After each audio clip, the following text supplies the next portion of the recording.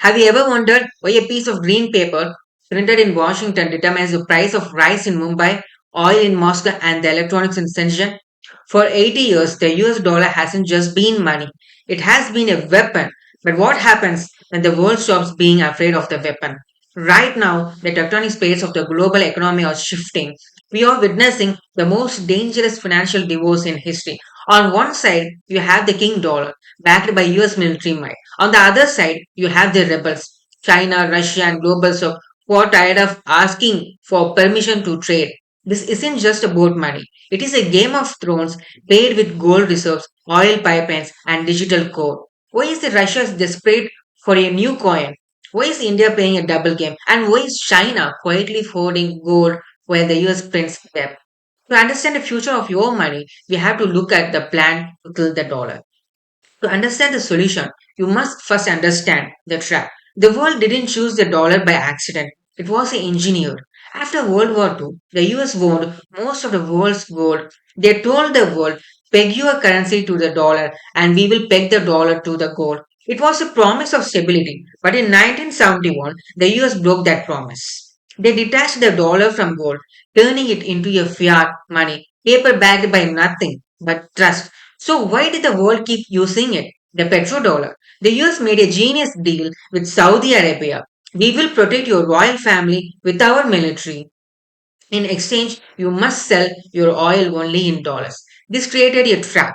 Every country needs oil. To buy oil, you need dollars. To get dollars, you must sell your goods to the US.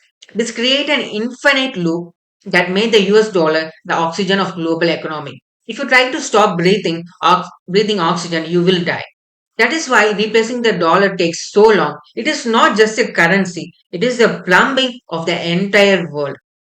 Now let's see even deeper. The system, which is working for decades until February 22, when Russia invaded Ukraine, the US didn't just sanction Russia, they deleted them. In a single weekend, the US froze 300 billion of Russian sovereign money sitting in the Western banks. They disconnected Russian banks from SWIFT. This was a wake up call for the entire world. China, India, Brazil, and Saudi Arabia all saw the same ghost. If the US can steal Russia's money, what stops them from stealing ours? Suddenly, de dollarization wasn't just an economic theory, it becomes a matter of national survival. Russia became the test subject here. Forced out of dollar system, they had to trade in rubles and yuan. They proved to the world that you can survive without a dollar provided you have friends. China is not impulsive like Russia. China is so patient. Beijing knows it cannot defeat the dollar tomorrow. Instead, they are building a parallel universe, a financial system that looks exactly like the American ones, but without American control. Now, let me explain it very simple. Let's take an example of the plumbing, which is CIPS. China realized that relying on SWIFT was suicide. So they built CIPS, which is Cross Border Interbank Payment System. Think of SWIFT as a public highway patrolled by US police. CIPS is China's private tunnel. It allows money to flow from Shanghai to Dubai to Moscow without ever touching a US bank. The next one, the digital yuan, that is ECNY. This is China's killer app. The digital yuan is programmable money. It bypasses bank entirely. If China wants to send aid to Afghanistan or trade with Iran, they can beam digital yuan directly to their central banks. The US cannot sanction what it cannot see. Now, the third one, the golden shield. While the US prints trillions of dollars, diluting the value of their currency, China is buying gold. For over 18 consecutive months, China's central bank has been the biggest buyer of gold in the world. They are preparing for a day when paper money loses trust and only hard asset matters. This is why China is buying so much of gold, so much of gold. Now, here comes our India. This is where the story gets even more complicated. You might think India would join China to crush the dollar, but New Delhi has a very different plan. India fears trading one master for another. Hmm? India does not trust China. They have border conflicts and geopolitical rivalries. India knows that a BRIC currency would inevitably be dominated by the yuan because China economy is five times larger than India's. India does not want to escape American dominance, only to fall under Chinese dominance. Now, the India brings some beautiful strategy. Let me tell you, that is the local currency. The strategy is the local currency. That is the India's solution is bilateralism. India tells the UAE, we will buy your oil in rupees and you use those rupees to buy our wheat and diamonds. Now India tells Russia, we will pay for S-400 missiles in rupees. This is brilliant, right? And you may think this is very, very brilliant for all. See, just imagine replacing the dollar with yuan will bring the same problem. But uh, just exchanging their own local currency will be much better idea that you may think, right? Even I also think like that only. Now let me come back to some problem of this. See, this is brilliant for India because it boosts the rupee's reputations and save India's dollar reserve. It allow India to stay neutral with friends with Washington's and friends with Moscow, like they are doing when the Ukraine war is happening there.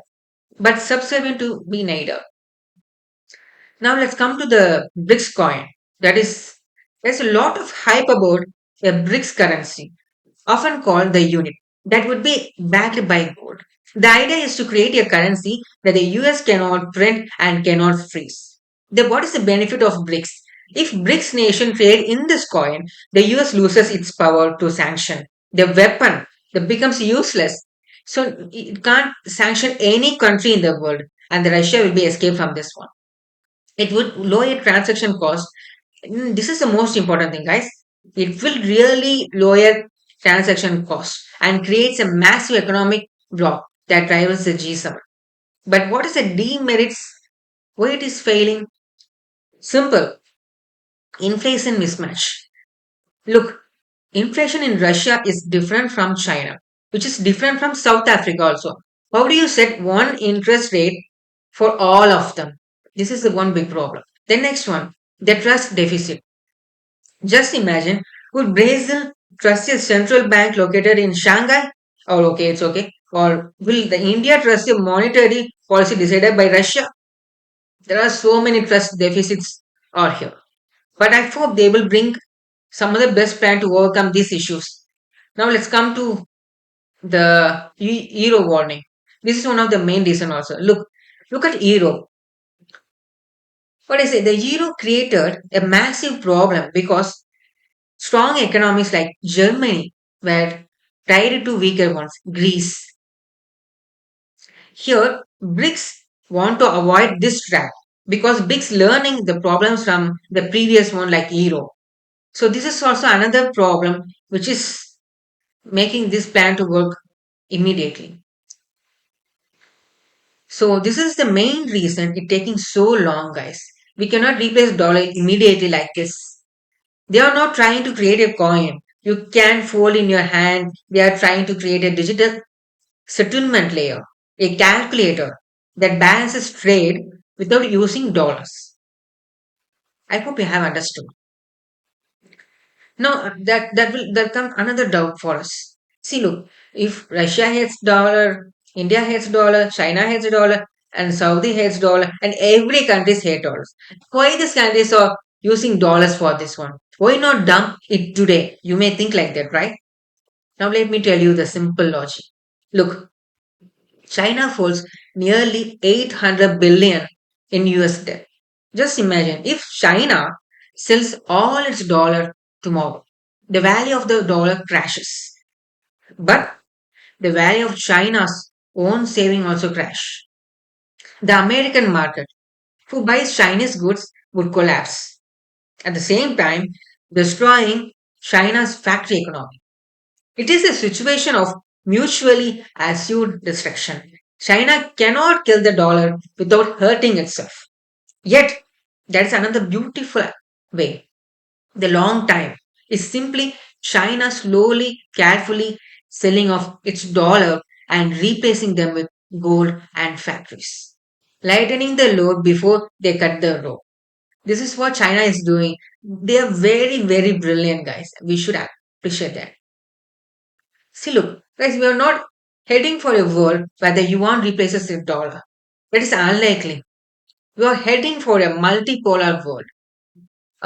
In let me say in a simple words, like imagine a pizza. Previously, the US dollar was a whole pizza, but in the future, 40% of the pizza will still be dollars for the West, and 30% will be yuan for China and its partner, and 20% will be gold and local currencies like the rupee, and 10% might be the crypto. Here, the dollar is not dying, it is just retiring from being the king to being just one of the big players. For countries like India, China, and Russia, this is victory enough. It means they can no longer be switched off by a banker in New York. The age of financial monopoly is over. The age of financial warfare has just begun. Let's meet on the next video. Until then, it's bye from Bharat. Bye bye.